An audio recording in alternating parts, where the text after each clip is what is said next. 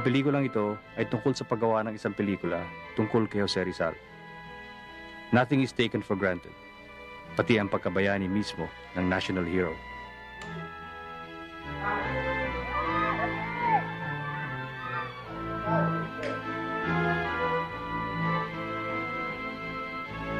Kung kasalanang pagdudahan ng pagkabayani ni Rizal, mukhang magkakasala kami sa pelikulang ito.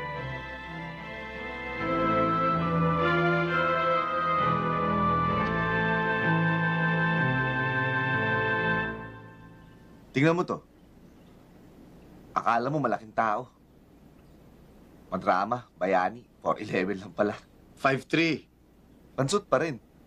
Small but terrible. Hindi ko pa rin mahuli kung anong klaseng pelikula itong ginagawa natin. Para lang tayo naglalaro. O tayo pinaglalaruan.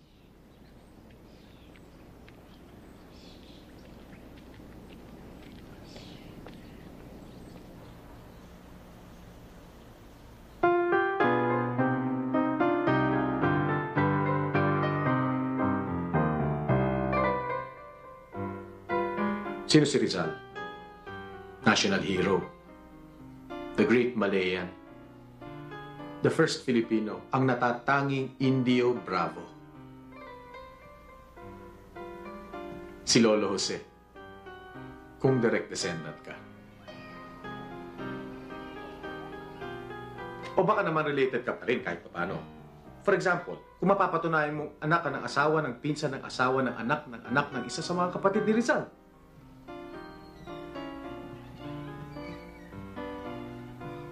Ano si Rizal? Piso. Kahit palaging devalued, number 1 pa rin. In fact, hindi mo lang siguro namamalayan. O wala kang pakialam. Pero kasama mo na si Rizal mula kapanganakan. Hanggang kamatayan.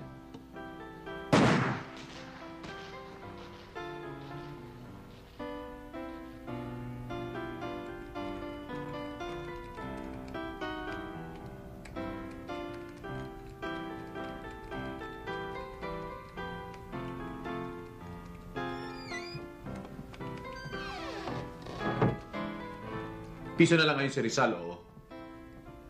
Pangalan pa siguro ng aso. Pero noong taong 1904, nagsira ni Bishop Gregorio Aglipay ang monopoly ng Catholic Church at nagtatag siya ng sarili niyang simbahan. Ginawa niyang santo ang martir ng bagong bayan. Isipin mo, San Jose Rizal. Isipin mo, San Jose Rizal. At, noong 1912, bago pa lang ang pelikula sa atin, box office attraction si Rizal. Gaya nung nangyari kay Flor Contemplacion. 2 American filmmakers ang nag-unahan sa paggawa ng pelikula tungkol kay Rizal.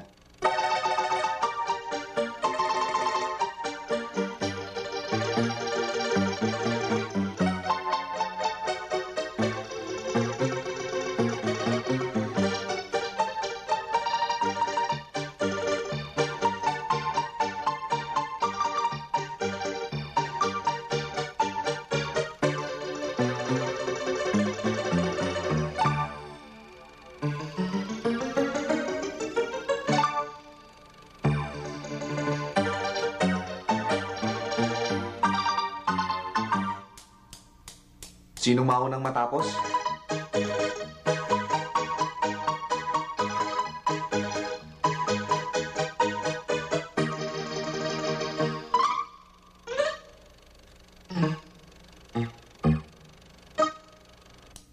Maabilidad si Yearsley. Alam niya ang pinaka-exciting na eksena sa buhay ni Rizal ay ang execution. Kaya yun lang ang kinuna niya.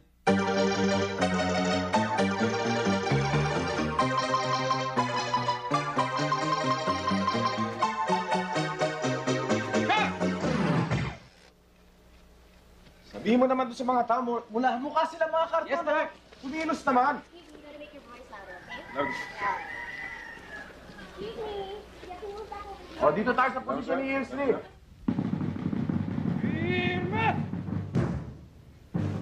¡Pare! ¡Apunte!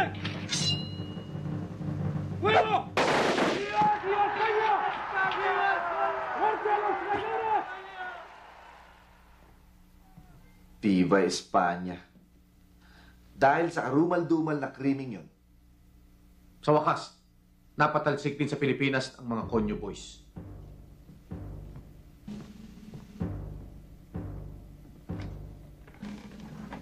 of course, pinalitan sila agad ng mga Amboys. Na pinatalsik naman ang mga Honda Boys.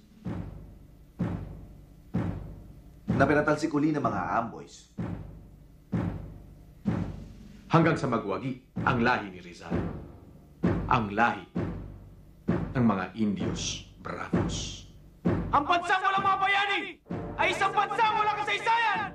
Ang mga nobela ni Dr. Jose Rizal na inialay sa ilang bayan ang yumanig sa pamahalang Kastila at nagbago sa kasaysayan ng sambayanang Pilipino!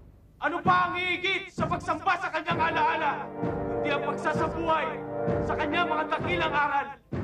Viva el Dr. Jose Rizal! Viva el Dr. Jose Rizal!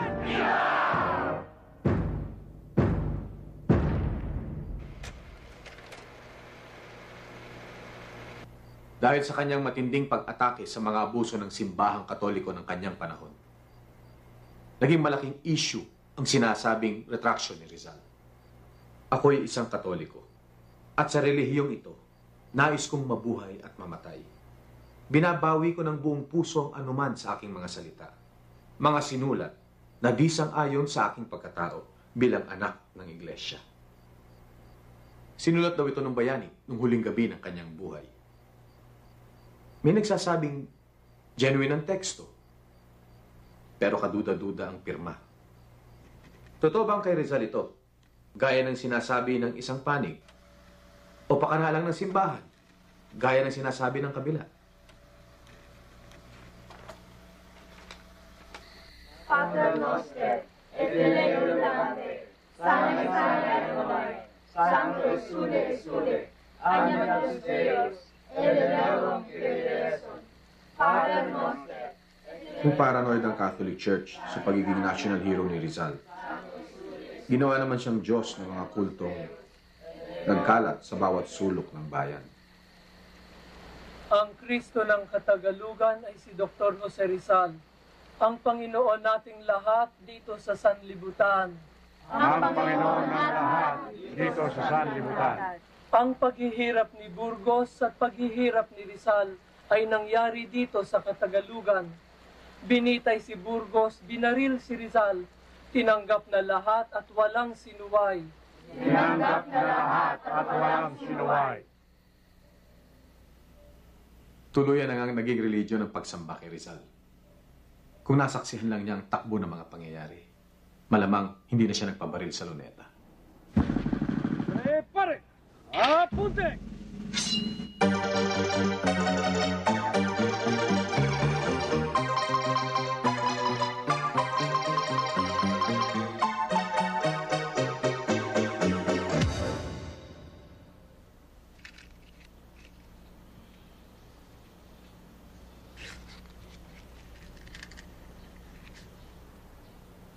Magre-revise na naman tayo ng script. Kuwela naman ah. Di ba yun ang gusto mo? Seryoso pa rin to. Ayoko lang eh. Pabigat ang dating. Hindi pang pelikula ang buhay ni Rizal. Wala namang ginawa yun, kundi bumiyahe. Sumulat ng mga nobela at tula. Sumulat sa Sa mga... pamilya at kaibigan. Tapos pinatay.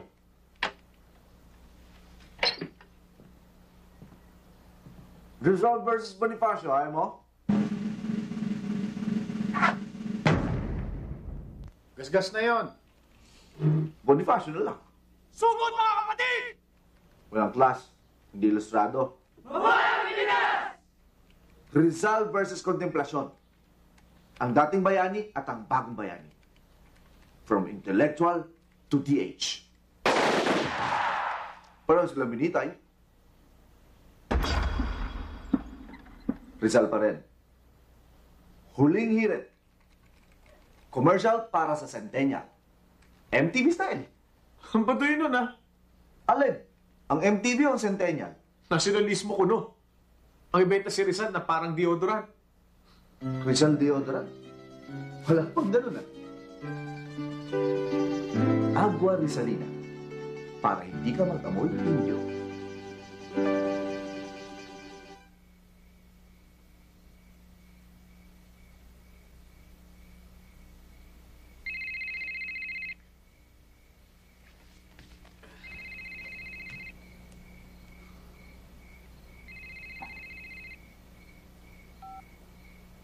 Hello? Hello? Hello?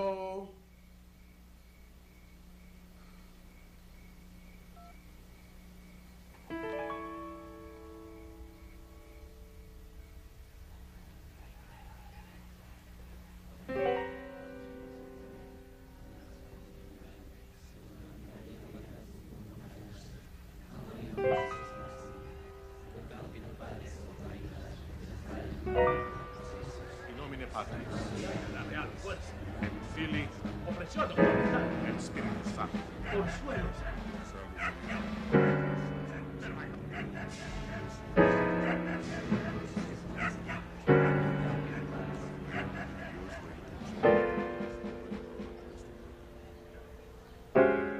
Relax na relax. Babarilin na nga, relax na relax pa rin.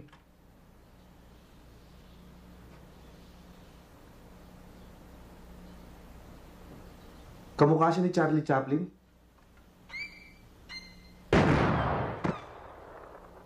Ano kaya kung... Teka.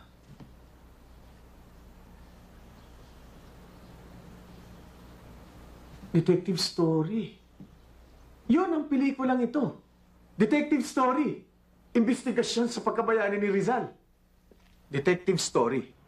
Investigasyon sa pagkabayani ni Rizal. Tuda kang bayani si Rizal? Hindi.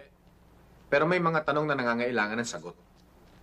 Talaga bang tutol siya sa revolusyon o nabanas lang siya dahil hindi siya nagsimula nito? Rizal versus Bonifacio? Gas-gas na yun.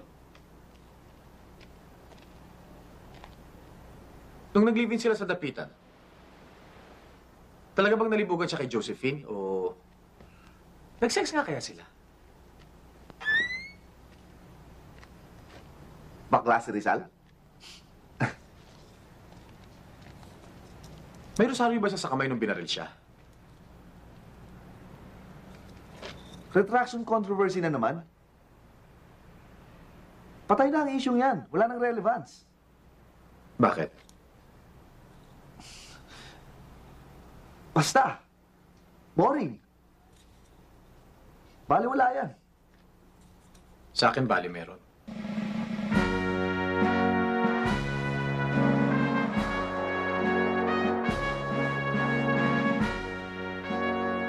Nakakikilabot ang nangyayari sa Pilipinas.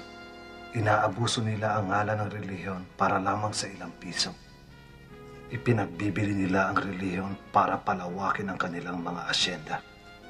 Ang relihiyon para akitin ang inosente at batang-batang babae. Ang relihiyon para iligpit ang kaaway. Bakit hindi ko kakalabanin ng buo kong lakas ang relihiyong gayong ito ang unang-unang dahilan ng lahat ng aming kahirapan at hinagpis? Bakit hindi importante sa'yo ang retraction controversy? Mga Rizal experts nga, hindi masettle yan once and for all. Tayo pa. Tsaka pelikula itong ginagawa natin, hindi libro. Right. Kaya nga investigasyon eh. Nang dokumentong yan? Academic. Expose pa. Mas-sensational. Estilong senador. Expose ng ano? Nino Camo. Ni Josephine Bracken. Siya naman ang pulot dulo ng gulong yan eh. Nakakaliw yung babaeng yan. Base sa mga sulat niya sa kanyang Dear Joe, you'll get this impression na isip bata, sentimental. Nobody home. Tanga. Darling, I often think of our dear old hut in Darpeton and the many sweet hours we passed there. Love, I will love you forever. Love, I will leave thee never. Pero base sa mga pinagagawa niya pagkamatay ni Rizal, teka muna. Tanga ba talaga o nagtatanga-tangahan lang? The Filipinos are not gentlemen. They are deceivers. They are not what I thought them to be. Hindi ba dinimanda ni Bracken ang Rizal family dahil may iniwan daw na last will and testament ng asawa niya? Pero hindi niya napatunayan na siya si Miss Rizal. Right. I took them to be like my husband, but I see that I am deceived. Kaya magkakabit ng dalawang issue. Kung talaga'y kinasal sila, kay Rizal na nga ang dokumentong yun. Nag-retract si Dirjo. Nag-retract nga ba si Dirjo? Ano opinion mo? Hindi. Bakit?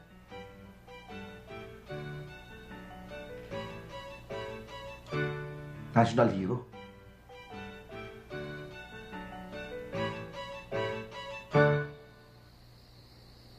December 25, 1896. Huling Pasko ni Rizal. Malamang abala siya sa paghahanda para sa paglilitis kinabukasan. December 26, umaga. Inakusahan siya bilang pasimuno ng himagsikan, the very soul of the rebellion. Ang kanyang sagot, not guilty.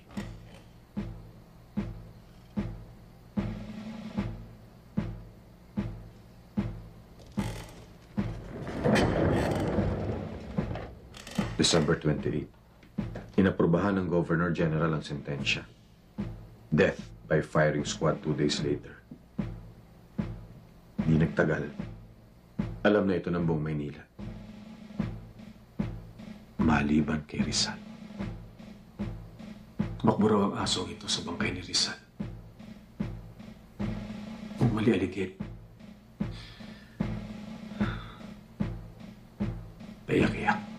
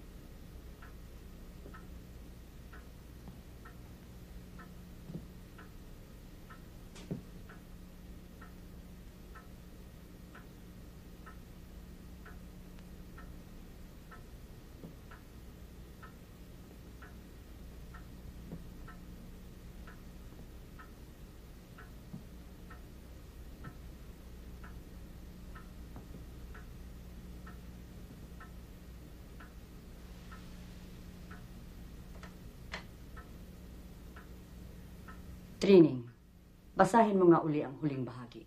Opo, Nanay.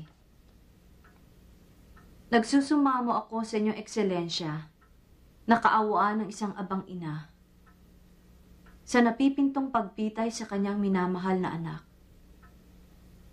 Hinihiling ko na ang mga luha ng pagdadalamhati ay matumbasan ng pagpapatawad sa sentensyang pinataw sa kanya. Manila, el 28 de Disyembre 1896. Teodora Alonso de Rizal. Magandang umaga po, Doña Lolay. Doña Chedora. Ika'y hindi ko kaano-ano. Hindi mo nagawang harapin ang aking anak. Kaya nagtitsaga ka na lang sa amin. Hindi ba, Trini? Opo, Nanay. Ano ang nais mong malaman? Kahit minsan po ba hindi nyo naisip na ang lahat ay aabot sa ganito? Sa mga Indyong tulad namin, o tulad mo kung nabubuhay ka ngayon, ang paghahangad ng karunungan ay halos isang krimen. Ang pinanggalingan mo ay isang panahon ng malayang pag-iisip. Maliwanag, maaliwalas. Bumalik ka sa kadiliman ng isang monasteryo na nilisan ni Pepe upang ipagpatuloy ang kanyang pag-aaral sa bayan ng ating mga Panginoon sa Europa. Mga minamahal kong magulang, dito ang magsasaka ay higit na marunong kaysa maraming obispo sa Pilipinas. Ang lahat ng mga tao rito ay walang pinag-uusapan kundi ang tungkol sa termometro, barometro, katarata, fisika. Samantalang dyan ay walang pinag-uusapan kundi ang infierno o purgatorio. Mga milagro ni San Agustin at ni San Procopio na tila masigit pa ang kalaman natin kaysa sa mga santong lumikha ng mga milagrong ito. Pero namulat siya sa katotohanan. At naging labis ang kanyang karunungan. Aanhin niya ang karunungan na iyon kung ituturing siyang filibustero, tulad ni Padre Burgos, na nauwi lamang sa kasawian. At higit sa lahat, ako'y nangamba. Tila kanyang napabayaan ang kanyang mga tungkulin bilang isang tunay na Kristiyano na dati niyang ginagawa mula pa sa pagkabata. Ang ibig niyong sabihin bilang isang tunay na Katoliko.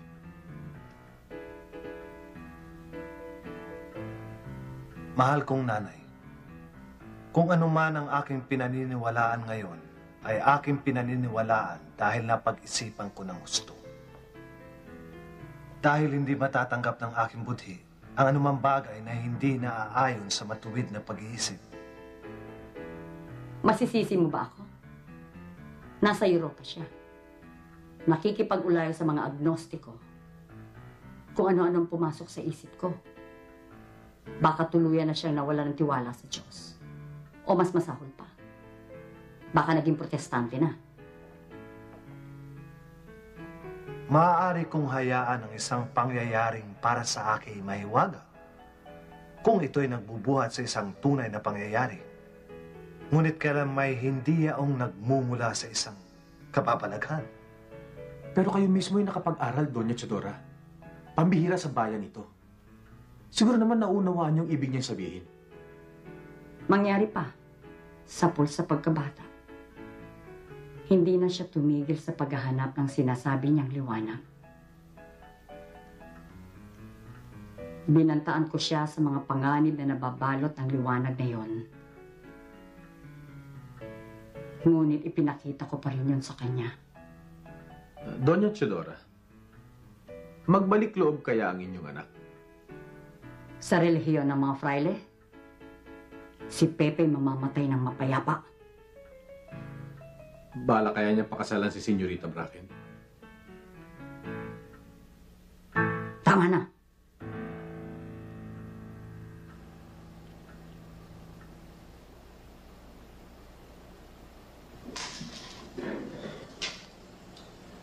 Taray. Akala ko nga atakihin ang banggitin ko si Bracken eh.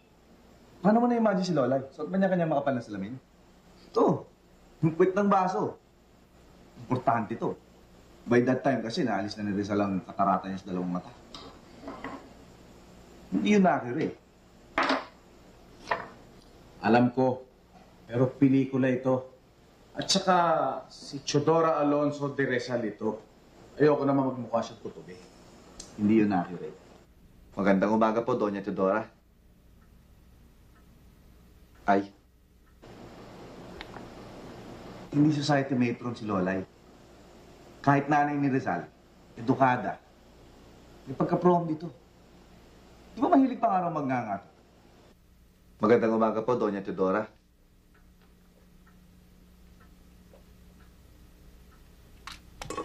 May dala ka man luraan? Wala tayong ganong prop. Dapat may luraan.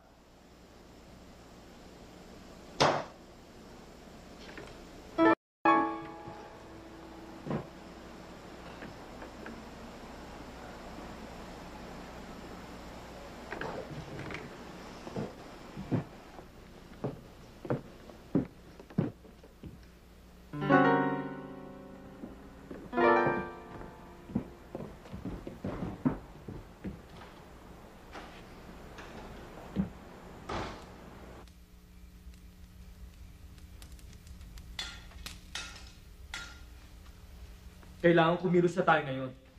Sa isang bukas ng pagbitay na inyong kapatid, Senyor Pasiano.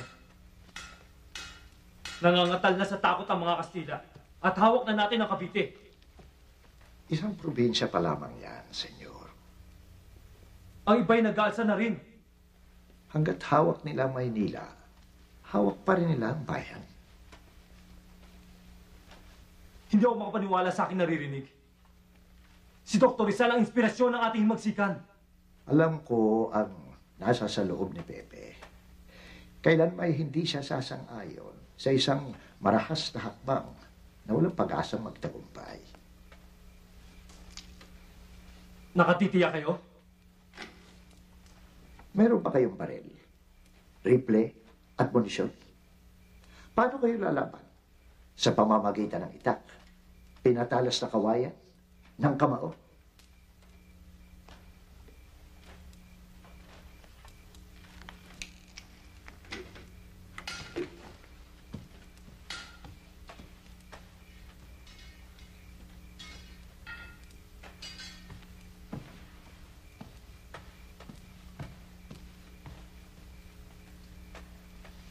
Si Aguinaldo? Hindi. 4 na taon na mula nung huli kami magkita. Sa Hong Kong noong 1892. Nakatakas ang pamilya sa tiyak na pagkakapatapon. Siya isa ng dalubhasang manggagamot. Pero gusto pa rin niya bumalik dito. Sa aking mga mahal na magulang, mga kapatid at kaibigan, batid ko na pinagdusa ko kayo ng labis. Ngunit hindi ako nagsisisi sa lahat ng aking nagawa. At kung kinakailangan magsimula uli ako, ay gagawin ko uli ang ginawa ko. Dahil yun ang aking tungkulin. Kami nagtalo tungkol doon. Batid namin hindi na maiwasan ang himagsikan. At kung siya babalik, dapat itaya ng tao ang kanyang buhay para sa kanyang tungkulin at paniniwala. Pag-ibig sa tinubuang lupa. Sino kaya ang talagang nakauunawa sa tunay na kahulugan ng mga salitang iyon? Pinaninindigan ko ang lahat ng mga ideyang pinahayag ko tungkol sa kinabukasan ng aking bayan. Desidido siyang magpakamartir. Para sa swela, di ba? Makaluma sa iyong panlasa, senyor. At maluwag sa aking kaloobang mamatay para sa kanya. Nung pa may natya kung siya'y hindi na umaasa sa mga reformang patuloy na pinaglalaban ng ating mga kababayan sa Europa. Ngunit ito'y ayaw niyang aminin. Isa pa'y binabagabag pa rin siya ng kanyang konsyensya. Dahil sa nangyari sa Kalamba? Habang siya'y ligtas sa ibang bayan, inusig ang aming pamilya. Hindi namin alam kung anong delubyo ang umabot sa amin. Ako at ang aking mga bayaw ipinatapon sa kung saang-saang isla. Sa isang iglap, lahat ng aming lupa, tahanan, bigas, lahat ay nawala. Ano pa nga ba ang katapusan ng taon-taong pandaraya at pang-api?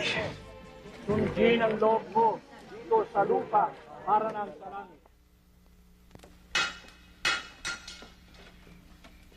Senyor Pasiano, sa loob ng 4 na taon ng pagkakatapon ni Pepe sa dapitan, ni minsan hindi kayo nagsulatan. Bakit to? Wala na siguro kaming masasabi pa sa isa't isa. Lahat ng binalak namin ay natupad na. Pati ang kanyang kamatayan? Tinutulig sa ako ng mapapanglaw na pangitain. Bagamat hindi ko ito pinaniniwalaan ng gusto. Sa aking kamusmusan, buo ang isip kong hindi ako aabot ng 30 taong gulang. Hindi ako naniniwala sa mga ganitong bagay. Gayunpaman, hinahanda kong aking sarili para sa kamatayan. Laung-laan ang tunay kong pangalan. Ang isang bansang nangangailangan ng bayani ay hindi dapat pagwisan ng buhay.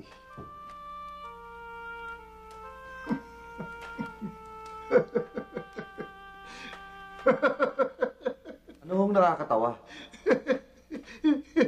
Hindi ba sabi niya, hindi na siya lalampas sa edad 30? Pues, 31 anyos na si Pepe nung siya'y bumalik mula sa Hong Kong. Kawawang Pepe. Naunsyami sa kanyang pagbabalik. Kaya alam mo na nangyari. Nakialam ang kanyang mga minamahal na eswita.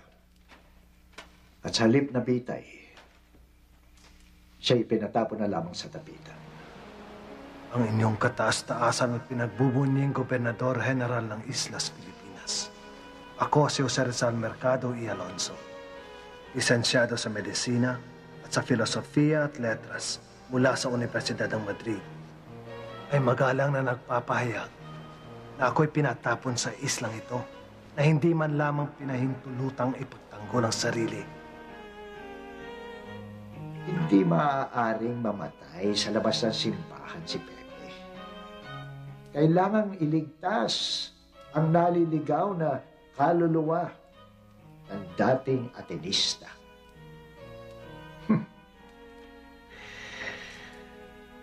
Ay, anong tinding pagtitiis para lamang mapalipas ang pagkainip. Mahal kong nanay, may sapat akong diversyon dito upang hindi ako mainip. Pinagkakaabalahan ko ang ilang bagay. Marami akong pasyente. At marami akong ginagawang operasyon. Kung minsan, sinaswerte pa sa loto. Kung ano-ano ang kanyang pinagkaabalahan. Mga insekto, palaka, pati butiki pinaghuhuli. Ngunit, sa bandang huli, tila siya ang nahuli. Nang dumating ang kanyang dulce ekstranghera.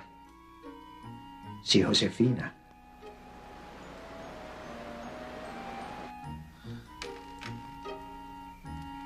Ano ang mangyayari kay Senyorito Bracken? Katapos ng bitay.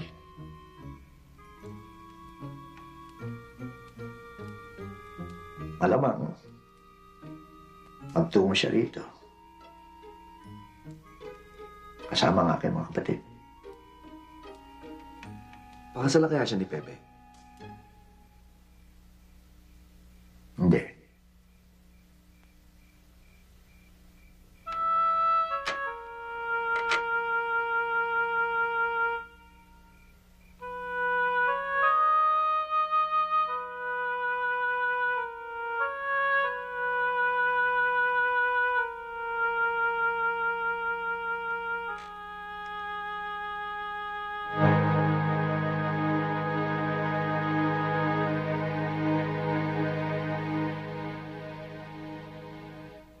Kawawan Josephine.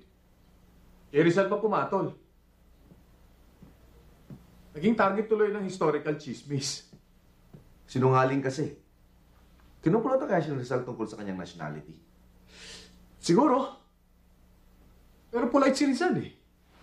Suabe. Josephine, are you English or Irish? My father's Irish. Oh, English. And your mother? She's dead. Askal. Baga sa aso, hindi purebred. Askal. Eh kung totoo yung storya na naging dancer daw sa isang club o cafe sa Hong Kong si Josephine nung nandun si Rizal, baka doon niya unang naispatan si Joe. At hindi sa dapitan. Baka itinable pa siya ni Rizal.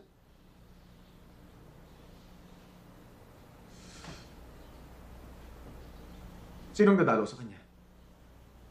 Ikaw na lang. Baka maubusan ako ng English.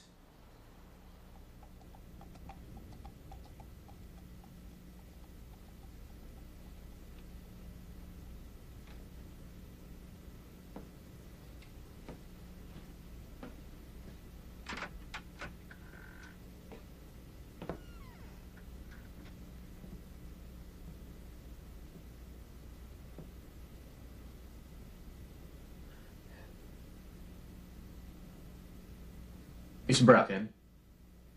Josephine? May I call you Josephine? What do you want to know?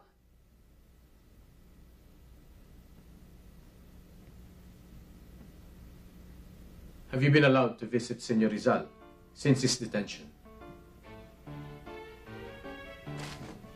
Tomorrow the family will see him again for the last time. But I want to see my darling Joe alone. Because the family does not like you. They're ashamed of me. Except for Senora Narcissa. She's kind to me, but the other sisters. May pagkakaila pa ba kung bakit bumalik sa dapitan ng babaeng yan? Hindi na nahiya sa eskandalo ng tangkang pagpapakamatay ng kanyang padrasto.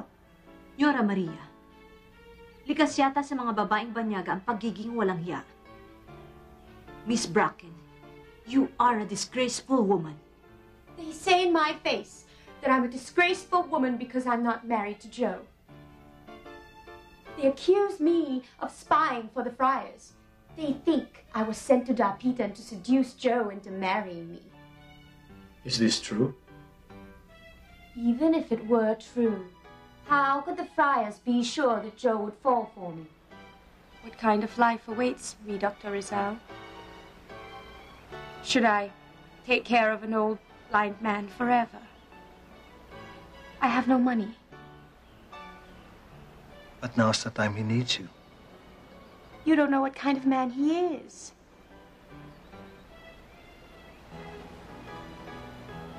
Let me stay. Let me stay with you. Well, Senor Rizal always had a preference for white meat. What are you saying? That is so vulgar. Joe is not a vulgar man. Josephine! I don't care what they say. Joe wanted to marry me. The first time I left Dapitan, I was carrying a letter for his mother. Pinakamamahal kong nanay. Ang may dala ng liham na ito ay si Señorita Josephine Leopoldine Taufer. Joe wanted her permission to marry me. Na nakatakda ko ng pakasalan. Mangyari pa ako inyong pahihintulutan. Did she give it?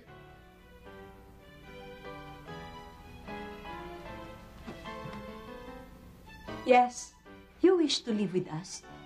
If I may, but only for a short while. I wish to return to Dapitan. Nanay, anong gagawin natin? Babalik daw sa Dapitan ng kiring ito.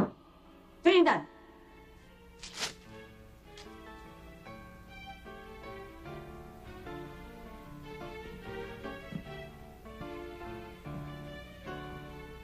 The fact is, he didn't marry you. You just lived together and had a child.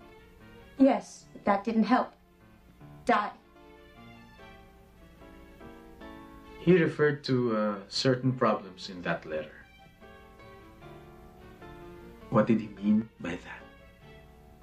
We couldn't marry until Joe became Catholic again. Joe was always arguing with the priests in Dapitan, especially the parish priest. Padre Obach? About what? About marrying me. What else?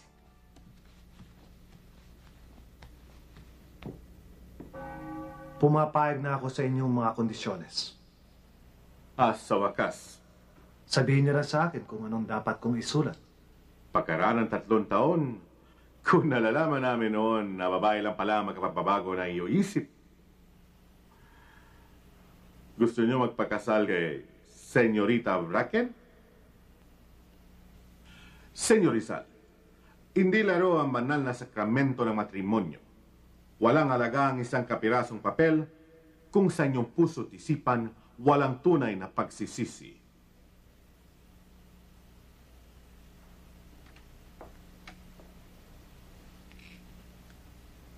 Buenos dias, mga padre.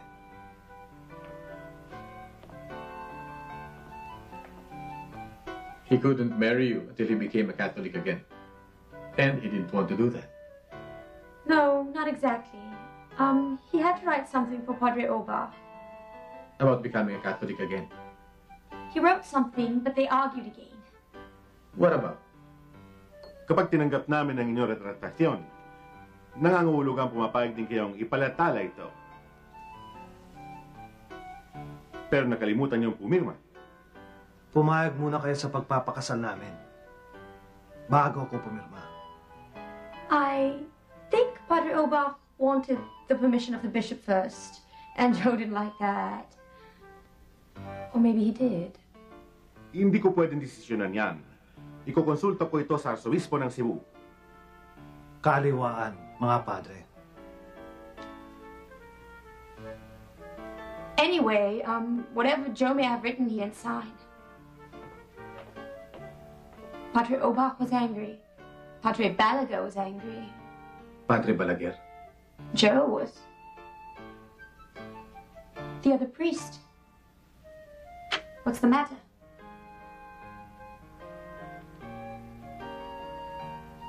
Nothing. I'm sorry.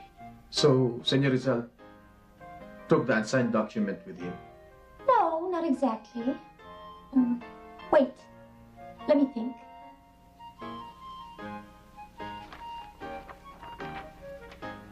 Padre Obach.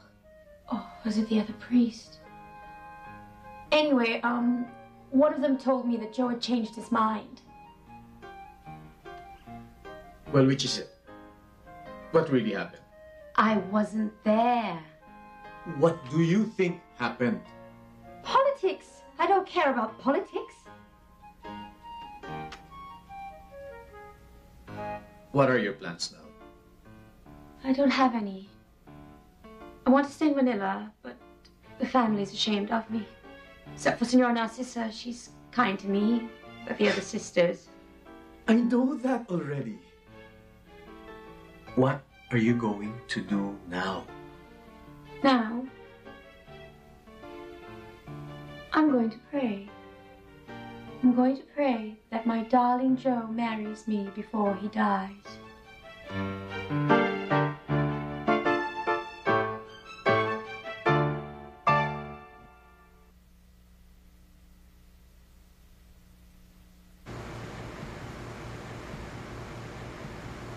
Isang malaking bahagi ng kontrobersya ang signature ni Rizal. Dahil kung peke yan, malamang ito na yung dapitan retraction na ayaw niyang pirmahan at naiwan sa mga iswita. So, genuine ang text, pero questionable ang pirma. At nang ayaw mag-retract ni Rizal sa Fort Santiago, ginamit nila to. Pineke ang signature. Kung tutuusin naman kasi, madaling kopyahin ang pirma ng isa. Ganun na nga siguro nangyari. Imposible. Eto. Itong Manila, December 29, 1896. Kasama sa teksto, di ba? Imposibleng sinulat sa dapitan ito in 1895. So ano? Fake din ito. Ito naisip yun Anyway, alam natin may sinulat siyang retraction sa dapitan na gusto niyang pakasalan si Bracken. Ipit siya. Walang civil marriage no. Pero hindi niya pinirmahan. Bakit? Ewan. Maraming kwento, pero puro speculation. Dead end talaga ang retraction controversy. Dead end na, dead issue pa. Masyado ka cynical. Hindi ako cynical. Practical lang. Walang mangyayari sa pelikulang ito kung ipurso natin yan. Okay, fake! Fake lahat! Ang pirma, ang text, pakana ng simbahan ng lahat, kasabot si Bracken at si Padre Balaguer. Teka. Emotional judgment na yan. Bakit pa na yung banat mo sa simbahan? Dahil kung hindi fake, bakit pa siya binaril? Bakit siya pinatay? Convicted political criminal si Rizal sa mata ng mga Kastila. Siya ang dinihin bilang instigator ng revolusyon. Hiwalay ang pag-atake niya sa simbahan. Huwag na nga tayo mag-utuan. Alam mong katarantaduhan na sinabi mo Noong panahon ni Rizal, ang simbahan ang gobyerno. At ang gobyerno ay ang simbahan! Alam ko kung saan papunta ang line of reasoning mong yan eh.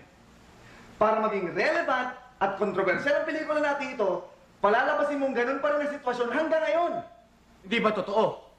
Malay ko, siguro. Hindi ba totoo? Kung yan ang gusto mong paniwalaan, problema mo yan. Sabi mo hindi ka naniniwala nag-retract si Rizal.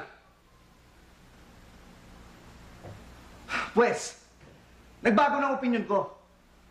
Nag-retract si Rizal. Tapos!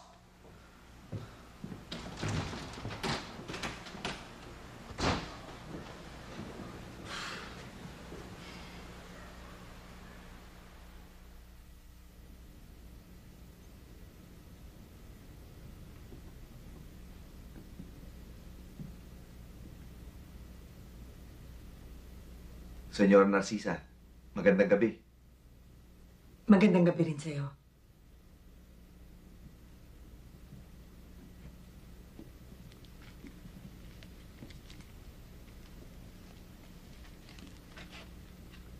Mga sulat sa inyo ni Senyor Rizal?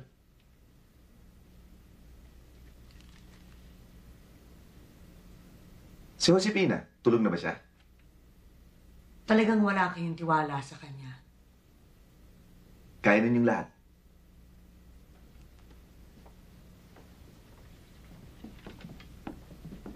Senyora Narcisa.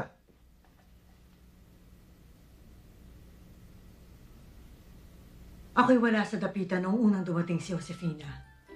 Ngunit naroroon ang aking kapatid na si Maria. Sandali lang, Pepe. May bibilin lang ako. Sige. Dumating si Josefina mula sa Hong Kong kasama ang kanyang padrasto. Isang Ingles. Halos bulag na ito at nais nitong magpasuri kay Pepe. Ngunit, Dr. sila yung Rizal! pinakilala ng isang babae na ang fama sa Maynila ay... Ay, kaduda-duda? Senor Taufer, Josefine, Dr. Rizal. Senor Taufer would like to consult with you, Senor Doctor.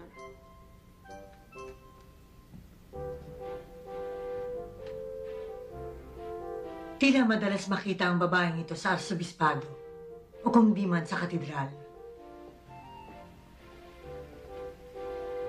Baka naman lagi siya nagsisimba. Sa gabi, may bali-balitang may katipan siya. Isang fraile. Baka naman nagkataon lang, senyora. Yung pagdating sa dapitan ni na Senyorita Bracken at yung babaeng yun. Yun din ang ibig naming paniwalaan sa simula. Ngunit minsan, noong si Josefina ay bumisita sa Maynila, nagsasama na sila ni Pepe sa dapitan. Si Josefina ay lumabas na nag-iisa. Siya'y sinundan ni Trining hanggang sa sila ay umabot sa katedral.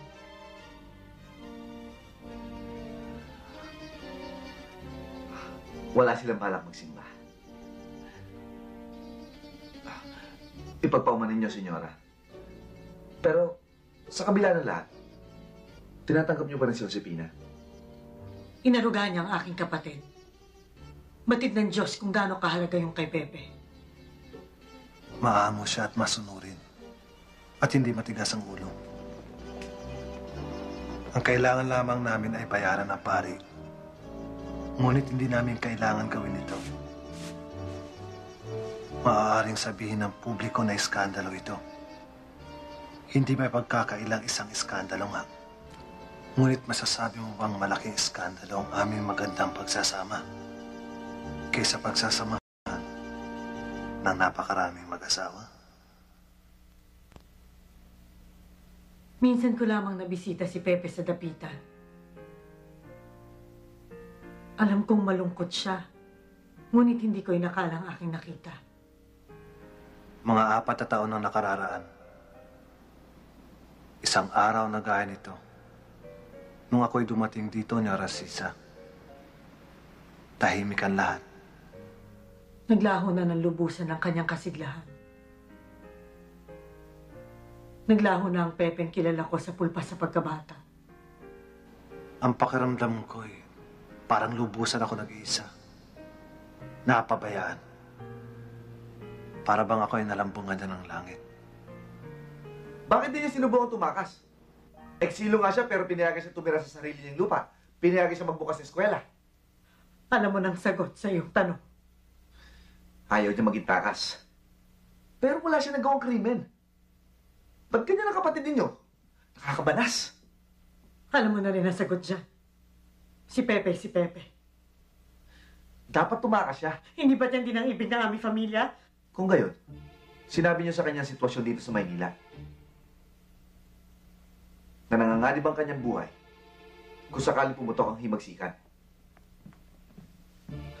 Senyora Narcisa, nakatira kayo sa mismong lugar kung saan unang binalak ang pag-aalsa. Mahirap paniwalaan hindi niyo alam ang nangyayari. Maraming kumalat na bali-balita. Na nung bumisita kayo sa dapitan, kasama ninyo isang miyembro ng Katipunan. Si Don Pio Valenzuela? Siya'y nakasabay ko sa vapor. Sinamahan niya ang isang bulag upang magpatingin kay Pepe. Nakasabay? O dati na kayo magkakilala? Ang mabuti pa yung umalis ka na. Hindi ako alis dito hanggat niyo sinasagot ang aking tanong.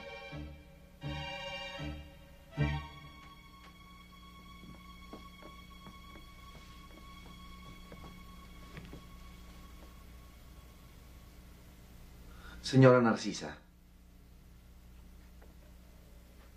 Si Don Pio ay dumalaw upang hingin ang payo ni Pepe tungkol sa binabalak na pag-aalsa.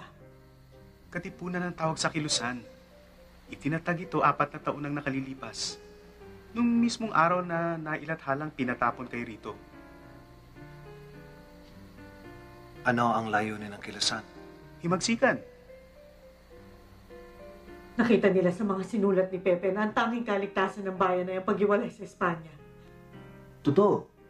Maaaring totoo, ngunit ang kanilang ginawa ba'y makatuwiran?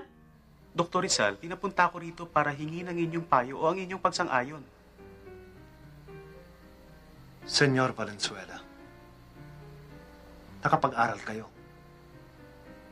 Isa rin kayong doktor. Talaga bang naniniwala kayo na wala na ibang paraan kundi ang himagsikan? Walang kamalay-malay si Pepe na ginawa siyang pandangal na pangulo ng kanilang kilusan, na kanilang ginagamit ang kanyang pangalan bilang sigaw ng pagkakaisa. Nakapagtataka bang talikuran ni Pepe ang himagsikan? Sa simula't simula pa, nung una kong matanggap ang balita tungkol sa binabalak na himagsikan, ako'y hindi na sumangayon. Ang mga reforma upang magbunga ay dapat magmula sa mga namumuno. Dahil ang mga nagmumula sa taong bayan ay mauuwi lamang sa mga pagbabagong marahas at panandalian lamang. Siya'y naipit. Nabitan. Lahat ay nangailangan na masisisi. Ang mga Kastila, ang mga rebelde, at higit sa lahat ang simbahan. Lahat ay nangailangan ng biktima upang makatuwiran ang kanilang gagawing karahasan.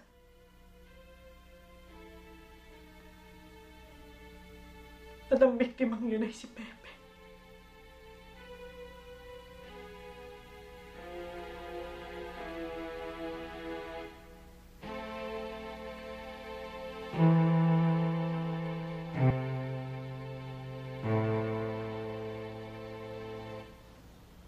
Pero incredible ang kwento nila.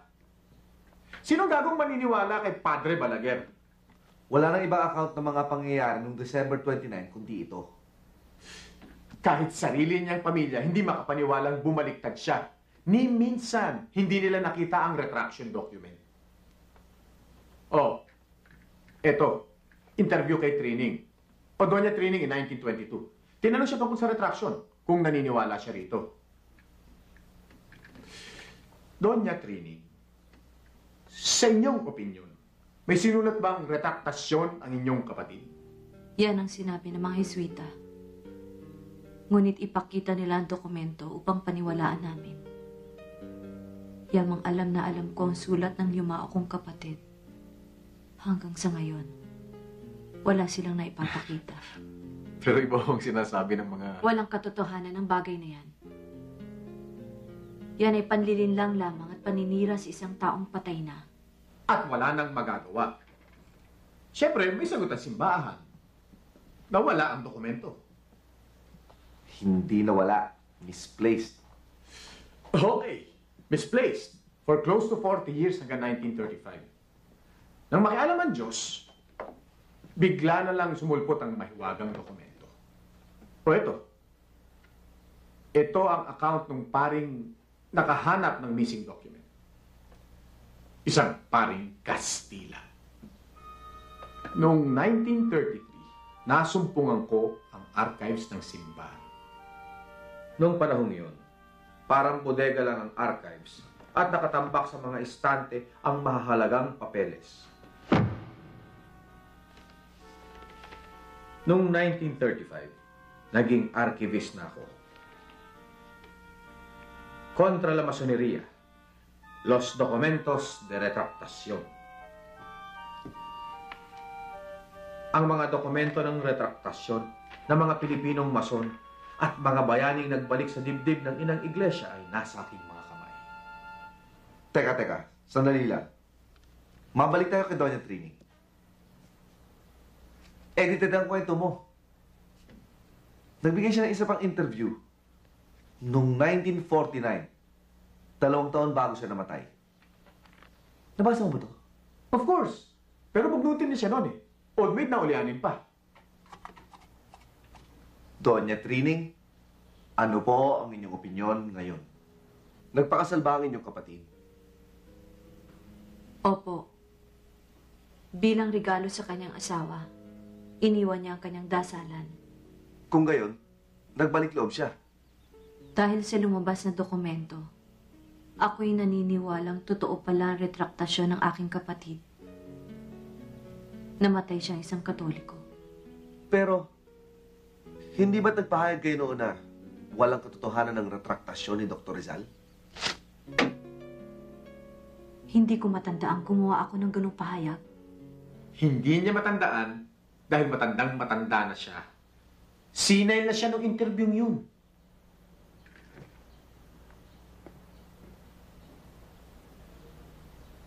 Basahin mo. Doña Trining, nagkausap ba kayo ng inyong kapatid bago siya pinatay? Opo. Noong ika-29 ng Disyembre, pagitan ng alas 7 at alas 8 ng gabi, sa kapilya. Yan ang account na suportado ng pamilya. Hindi lang yon, ipinagbilin pa sa kanya ito. Ang kusinilya de alcohol. Look inside the lamp. Naiintindihan mo ako, Trini. There is something inside it.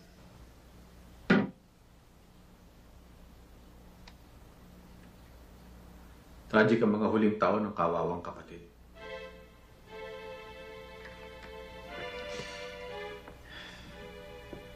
Naghihirap ang pobre. Kinalimutan. Binaliwala ng buong bayan. Kapatid lang kasi siya ng ating national hero eh. Pati mga pinakaiingatan mementos, nakuha na ng kung sino-sinong collectors. Hindi man lamang sila nakapaghintay hanggang sa ako'y mamatay. Biruin mo, kumonsulta sa espiritista para lang makausap ang kaluluwa ng kapatid. Sa ngalan ng Diyos Ama, ng Diyos Anak, ng Diyos Espiritu Santo, na siyang apoy ng katotohanan. Sa ngalan ng ating Panginoon, ako'y pinahihintulutang batiin ka, aking kapatid. Senyor Pepe. Nakalulungkot. Ang ating mga kababayan ay alipin pa rin ng kamangmangan at pamahiing nagmumula sa iba't ibang simbahan. Sa halip ng pagkakaisa, ang naitatanim ay alitang sumisira sa karapatan at katotohanan. Pepe. Actually, mas magandang gawing pelikula ang buhay ni Trini kaysa kay Rizal.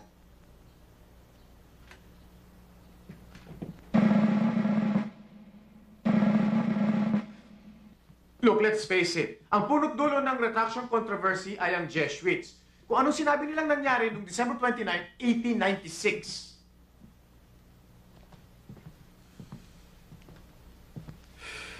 Hindi ang pagbawi ng kanyang so-called religious errors. Ang pagtalikod niya sa masonry ang hindi ko masikmura. Kundi ang possibility o impossibility na binaliwala ni Rizal ang tayong kahulugan ng kanyang pagkabayani, ang kanyang mga sinulat, lalong-lalo na mga nobela. Mabuti pa kung tinutuan niya ang kanyang sinabi noon. Nung sinusulat niyang No Limit Tangere. Hindi ko maisip na kailan may malilimbag ang nobelang ito. Mas mabuti pang ito'y sunugin na lamang bilang isang bagay na isinumpa at karapat-dapat na maglaho. Pero hindi niya tinuloy. Kaya kung tinalikuran ni Rizal ang kanyang mga sinulat, ano ibig sabihin nun? Nabakla siya.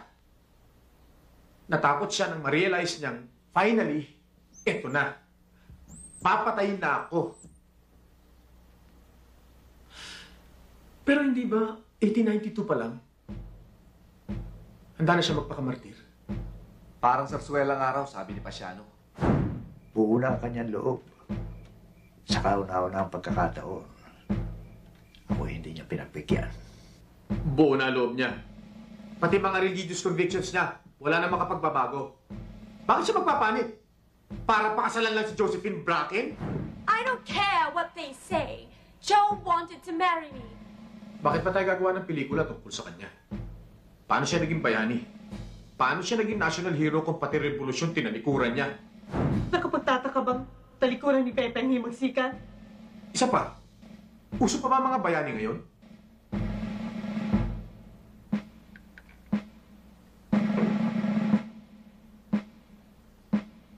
Dr. Jose Rizal.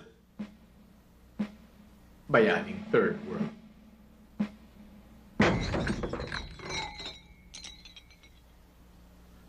Marupok. Third class. Bayaning Third World.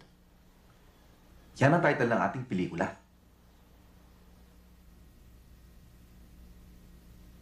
Binaril siya ng eskwadra ng mga sundalong Pilipino. December 30, 1896, 7:03 in the morning. Handang-handang harapin ang kamatayan. Isang bayani. Bakit? Dahil nangumpisal siya at nangumunyon bago namatay?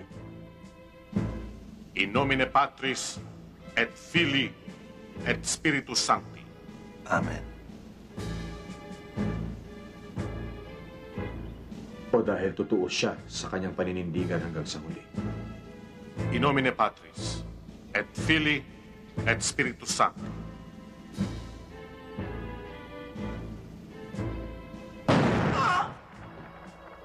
Isang bayaning binigyan ng libing na Kristiyano? O isang bayaning inusig hanggang sa kabila ng hukay?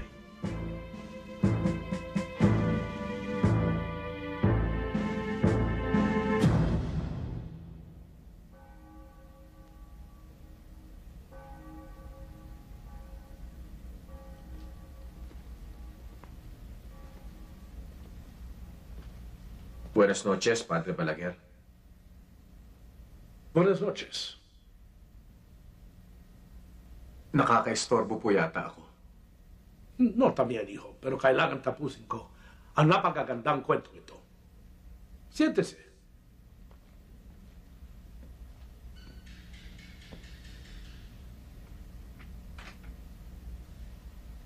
At baka makalimutan niyo pa.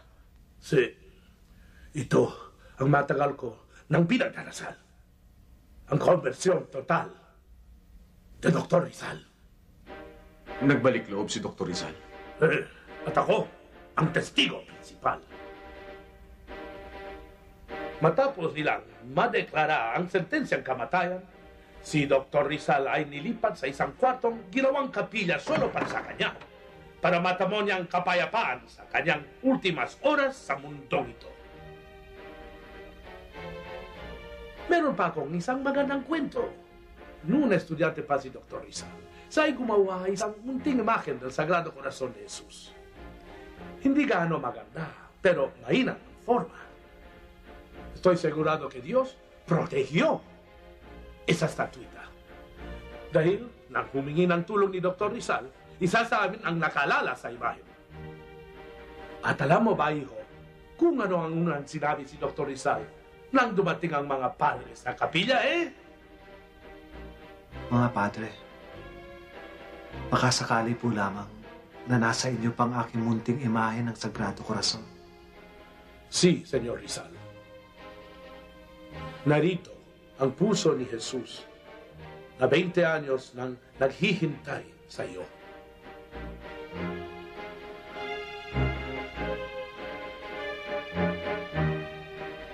Sineswerte siya. Hindi yon suerte. Es la voluntad de Dios. Ano raw? Yun daw ang kagustuhan ng Diyos. Sweetik na sweeta.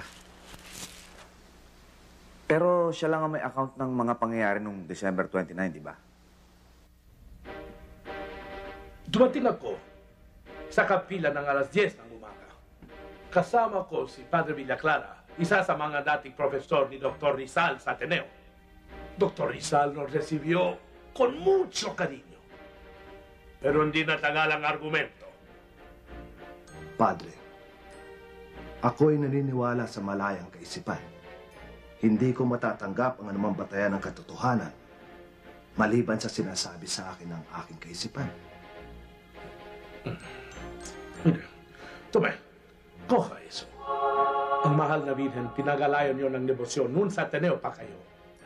Salamat, Padre. Ngunit nagkakamali kayo. Hindi po ako gaanong deboto ng Birhen Maria. Dahil alam na alam ko ang mga errores sa kanyang mga sinulat. Humingi ako ng klarifikasyon tungkol dito. Dr. Rizal, huwag mong kalimutan sa mga oras na ito. Bukas ay patay ka na. Si no abandona su razón y lógica y si no vuelves a la fe, haharapin mo ang sentensyang cruel ng Diyos. Walang salvasyon sa labas ng Santa Iglesia Katolika Romana.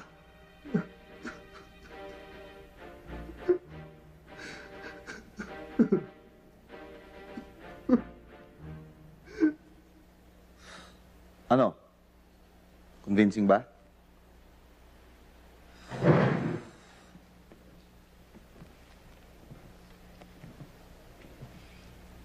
Naiyak lang yon sa inis!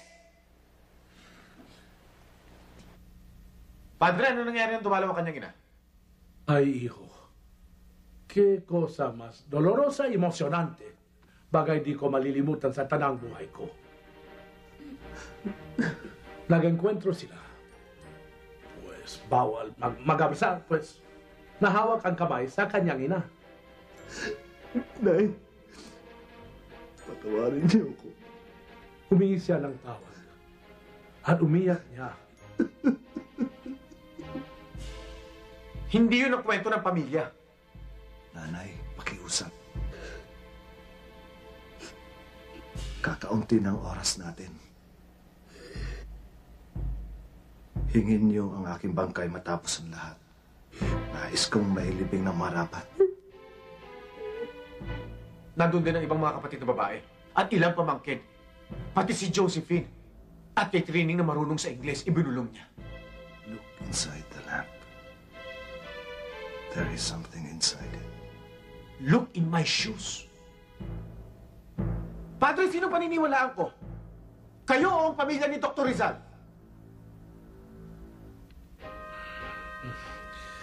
Habang papalapit ang medianoche, unting-unting sumuko ang paniniwala sa sarili ni Dr. Rizal. Sumuko siya sa inyo? No, hijo. Sa Diyos ay sumuko. Ako ginamit lamang ng Diyos. At dumating ang milagro. Dininig ng Diyos ang dasal ng prisyonero. Mapahiga ka muna, hijo. Descansa ya.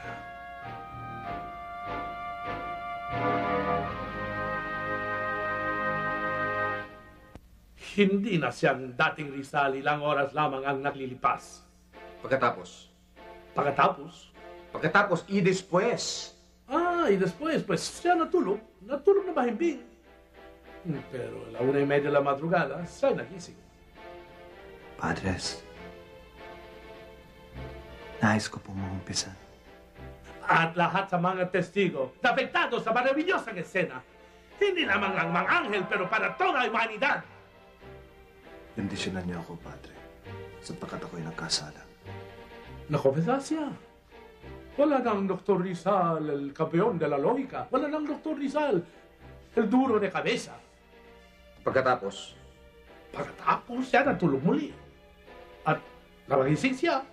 Padres, nais ko pong mangumpisal muli. Bendisyonan niyo ako, Padre, sapagkat ako'y nagkasala. Ang huli kong konfesyon ay kanina lamang. 2 beses siya nangumpisal, oras lamang ang pagitan. Después na konfesa siya ng 2 beses, nakaluhod siya en frente del altar de la Virgen. At hawak-hawak niya ang kanyang retraktasyon. Pinasa ito si Dr. Rizal en voz fuerte para marinig naming lahat ang kanyang pagpabalik sa Santa Iglesia. Me deklaro katoliko en esta religion. Ako'y isang katoliko. At sa reliyong ito, nais kong mabuhay at mamatay. Binabawi ko ng buong puso ang anuman sa aking mga salita, mga sinulat, mga ipinalimbag at inasal na di sang-ayon sa aking pagkatao bilang anak ng Iglesia. Pinaniniwalaan ko at ipinahayag ang kanyang tinuturo at sumusuko ako sa kanyang ipag-uutos. Kinasusuklaman ko ang masoneria bilang kaaway nga ng Iglesia. Firmado en Manila, 29 de Diciembre de 1896. Jose Rizal. Padre Villaclara. Ano yun, hijo? Maaari ba akong magumpisal muli? Claro que sí. Número 3, Padre. Sí. Padre Balaguer. ¿Qué quieres, hijo? Maaari ba kayo magmisa para sa akin? Nais ko pong mangumunyon. Y como insistió Rizal, celebre ang banal na misa ng alas 3 de la madrugada. At nakumpisa ko sa banal na misa por la 4ª vez na konfesa si Dr. Rizal. In nomine Patris et Filii et Spiritus Sancti. Hiningi niya ang medalya de la Virgen kaya ayaw niya nung umaga. Walang tigil ang kanyang pagrorosaryo. Nagsimba siya gaya noon siya nasa kolehiyo ng mga eswita na kumunsiya como noon siya nasa kongregasyon Mariana. Joe! Oh, Father! Alas 6 de la mañana, dumating ang babaeng Ingles. Como lloraba esa mujer, pobrecita. Y kinasal ko sila. Y después, nakahiwalay ang mag-asawa para sa eternidad. Preparado na siyang harapin ang kamatayan. Walang sigurado kundi pinatay siya. ¡Preparen! ¡Apunten! ¡Fuego! ¡Dios, Dios, Señor!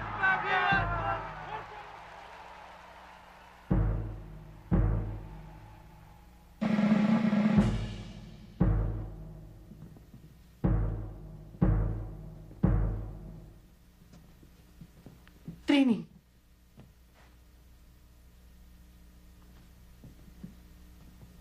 Ano yan, Trini?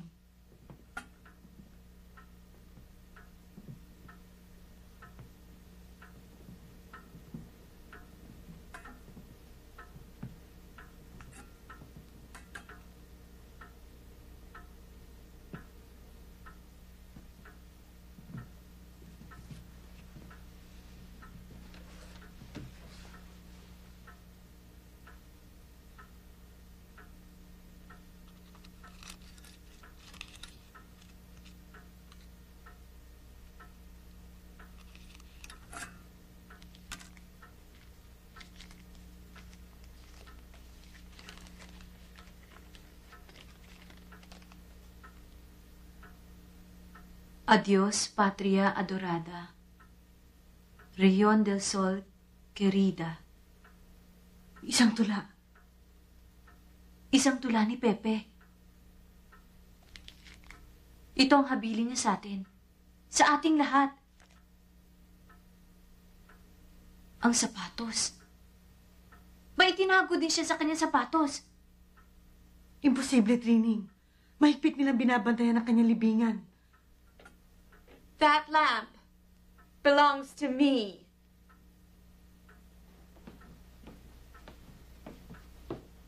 No, Josephine. That belongs to them. You've always been against me. And you amateur historian, how dare you make such cruel insinuations about my character? Do you believe that I love Joe? Josephine, I'm too tired to think. Answer a simple question. Do you believe that I love Joe? No. Yes. You shut up. I've no time to waste on you. Do you believe that Joe loved me? I can't be certain. But he married me this morning. Prove it, Miss Bracken. Trining. Yesterday he sent for me and I came immediately. Alone? Yes. Yes. He begged me to forgive him for all the sorrows he had caused me. He told me that in that alcohol lamp he had hidden a poem for me. Naluloka na ang kiring ito. I'm not that kind of woman. Hong Kong bitch! Trining, tama na. Alang-alang kay Pepe. Nyora Sisa, ipagpaumanhin niyo. Ngunit mula nang dumating ang babaeng yan sa ating pamilya, wala na siyang naidulot kundi eskandalo. Sinira niya ang katahimikan ng ating pamilya. Halos talikuran ni Senyor Pepe ang tungkulin niya sa bayan. Was that all that mattered to Joe? I may not be bright enough to understand the politics of this unfortunate country. And in your eyes, I'm stupid. And yes, I am stupid. Boba. But Joe didn't care. Because I loved him as a man.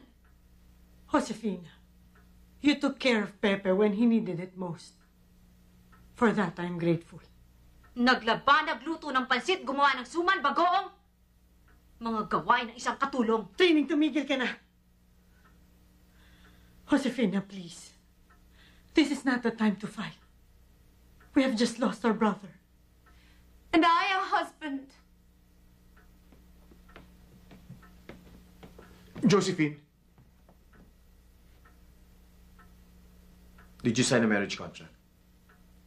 There was no time. Besides, what was the point? The point, Miss Bracken, is you cannot prove your marriage to Joe.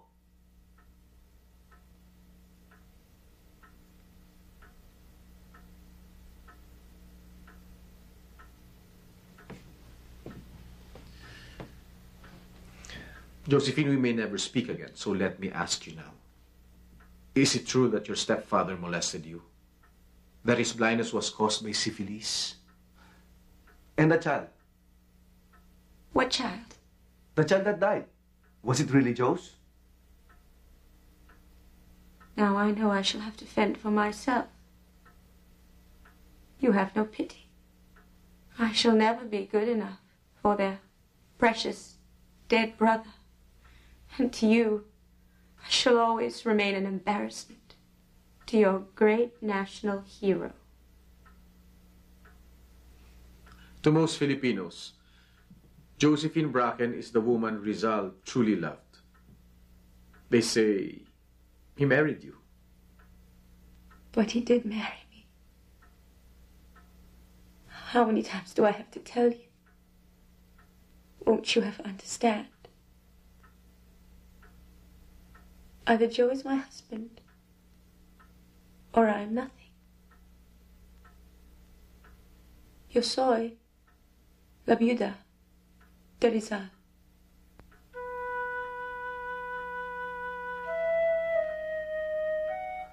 Actually, mas magandang gawing pelikula ang buhay ni Josephine kaysa kay Rizal.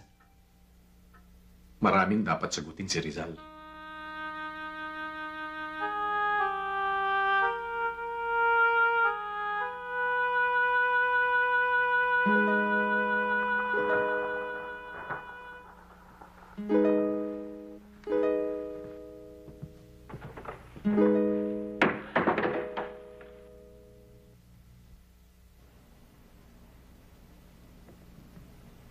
Senyor Rizal, may katotohanan ba ang kwento ng mga Hiswita?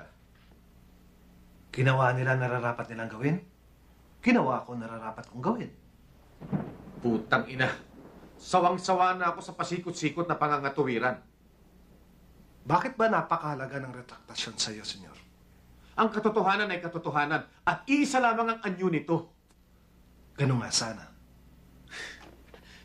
Hindi ka talaga nauubusan ng sagot, ano? Mababago ba ang mga ginawa ko sa loob ng aking maikling buhay kung sinulat ko nga ang dokumentong yun? Padre, sa inyo bang palagay ay may maniniwalang akong sumulat niyan? Bakit hindi mo na lamang sagutin ng simple? Alam mo, Pepe, nakakapikong ka na. Nagkagalit na kami dahil sa lintik na retraction na yan. Ginawa mo ba yun o hindi?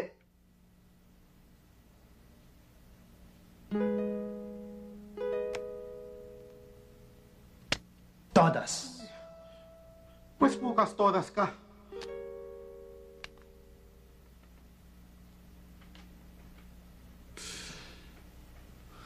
Kung di ka pinatay, at nakita mong mukhang may pag-asang magwagi ang revolusyon, sasabi ka ba kina Bonifacio? Hindi. Bakit? Gaya ng sinabi ko na, binalak yun na wala akong kamalay-malay. Pero kung ginawa kang pinuno, General Jose Rizal? Hindi pa rin. Dahil hindi ka nila gagawing pinuno. Hindi, dahil pinatay nga ako.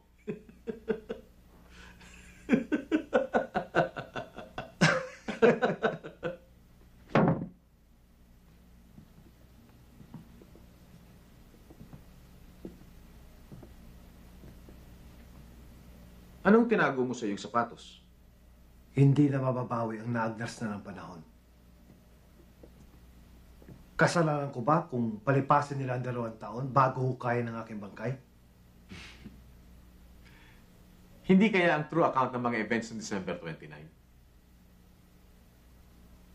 Segurista ako, senyor. Alam mo yan. O ngayon? Hindi kaya isa pang kopya ng aking huling tula? Hindi kaya, hindi kaya. Hindi kaya Merry Christmas and a Happy New Year lang. Puro speculation. Walang mangyayari sa paglilitis na ito.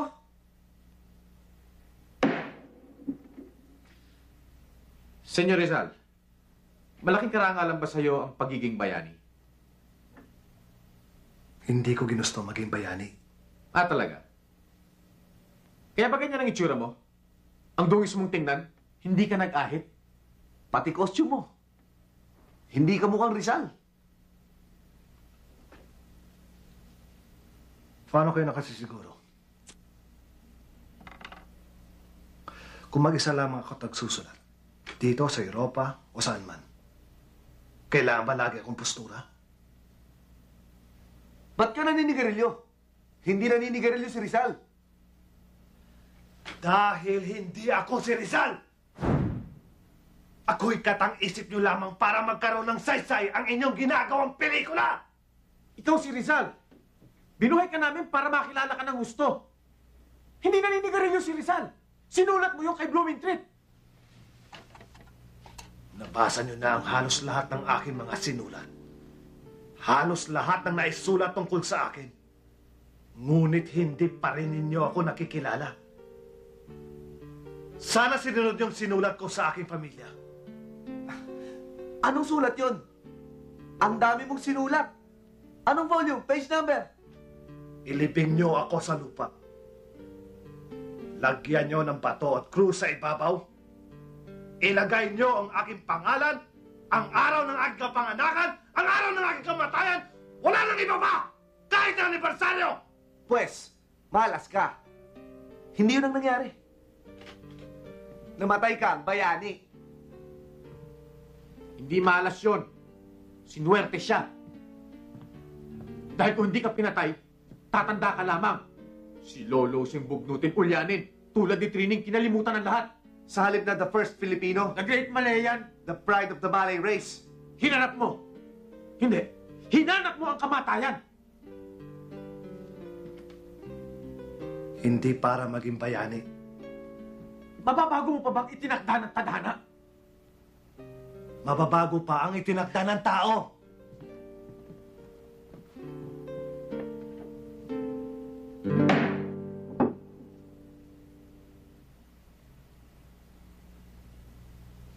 Dr. Jose Rizal, habang may Pilipinas, mananatili kang national hero. Mananatili kang monumento. Habang may pera, habang panahon kang nasa piso.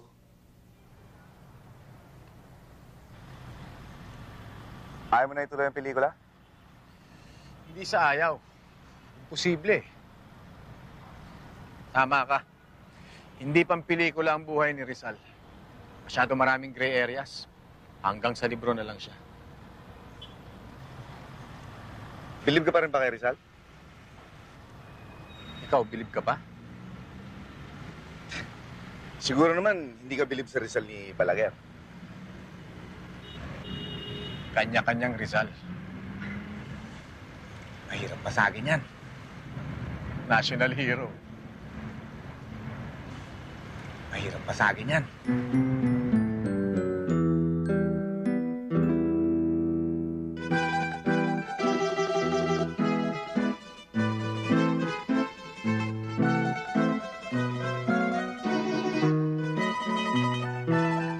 Kung totoo ngang nagmula mismo sa kalooban ni Rizal ang pagtalikod sa kanyang mga sinulat, walang dudang isa siyang duwag.